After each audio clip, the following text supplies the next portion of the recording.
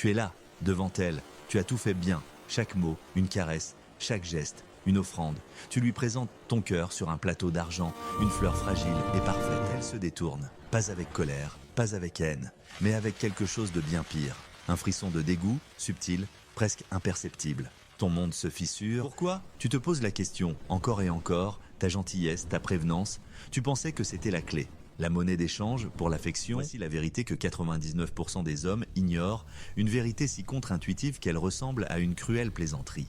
Ta gentillesse, telle que tu la pratiques, est précisément ce qui la répugne. Ce n'est pas une opinion, ce n'est pas une théorie de séduction à la mode. C'est une vérité profondément ancrée dans la psychologie primitive de l'attraction. Tu confonds deux concepts que tout oppose, être un homme gentil et être un homme bon. Et cette confusion te coûte tout. Et ici, l'homme gentil cherche l'approbation. Sa gentillesse est une question.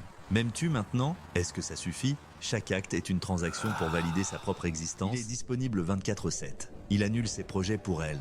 Il est d'accord avec tout ce qu'elle dit. Il pense être un havre de paix, mais il est perçu comme un territoire sans frontières, sans valeur. Pourquoi cette attitude est-elle si répulsive?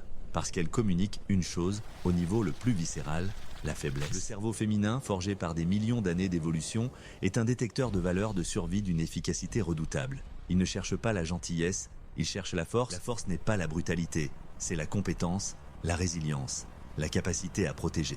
C'est avoir un axe, une mission, une vie qui ne tourne pas autour d'elle. La gentillesse excessive, non sollicitée, est un signal de détresse. Elle crie « Je n'ai rien d'autre à offrir, s'il te plaît, prends ça, et ne vois pas mon vide intérieur. » L'attraction n'est pas logique, elle n'est pas morale. C'est une réaction chimique, une force primale, et la polarité est son carburant. L'homme gentil détruit cette polarité.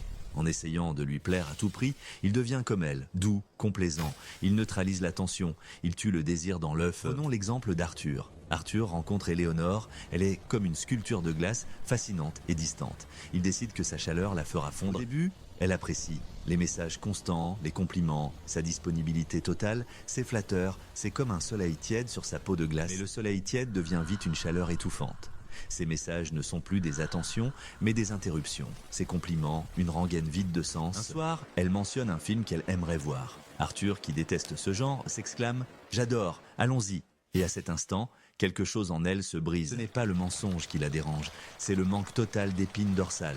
Le sacrifice de soi sur l'autel de son approbation, c'est pathétique. Le respect, qui est le terreau de l'attraction, vient de mourir. Et sans respect, le désir ne peut survivre. Il s'asphyxie, elle devient distante, froide. Ses réponses sont courtes. Il sent qu'il la perd, alors il fait la seule chose qu'il sache faire. Il redouble de gentillesse. Il lui envoie un immense bouquet de fleurs. Elle répond « Il ne fallait pas. Ce n'est pas de la politesse, c'est un ordre. Arrête !» Chaque acte de gentillesse supplémentaire est un clou de plus dans le cercueil de l'attraction. Il ne la séduit pas. Il la harcèle avec sa soumission. Voilà. La grande révélation, la transformation, ce n'est pas la méchanceté qui attire, c'est l'intégrité. C'est la force tranquille d'un homme qui se respecte assez pour ne pas se brader. L'homme bon a des limites. Il peut dire non, pas par méchanceté, mais parce que son temps, son énergie et ses valeurs sont importants pour lui. Ce non est gentil, mais sa gentillesse est un choix, pas une obligation. C'est un cadeau qui émane d'une position de force et d'abondance, pas une supplique qui vient du manque. Il a une mission, un but qui le dépasse. Qu'elle soit dans sa vie ou non, il continue d'avancer vers son horizon. Elle devient une addition potentielle à son monde, pas le centre de celui-ci. Cette indépendance, cette force intérieure, c'est l'aphrodisiaque le plus puissant, car elle signale à son inconscient « Cet homme est un roc. Près de lui, je suis en sécurité. » Alors, cesse d'être le gentil garçon. Cesse de chercher sa permission pour exister, cesse de la placer sur un piédestal qu'elle n'a jamais demandé et dont elle finira par te pousser. Construis-toi. Forge ton caractère dans le feu de tes ambitions. Trouve ta mission.